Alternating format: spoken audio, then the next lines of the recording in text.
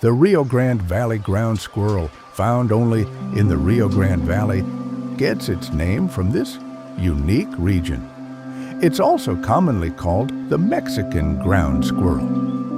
Unlike other ground squirrels in the U.S., it doesn't hibernate, thanks to the valley's warm year-round climate. In spring, it enjoys fresh plant growth, and by summer, insects become part of its diet. These squirrels spend their whole lives within 25 yards of their home. If you happen to spot one, stay still and watch. It's sure to be an entertaining sight.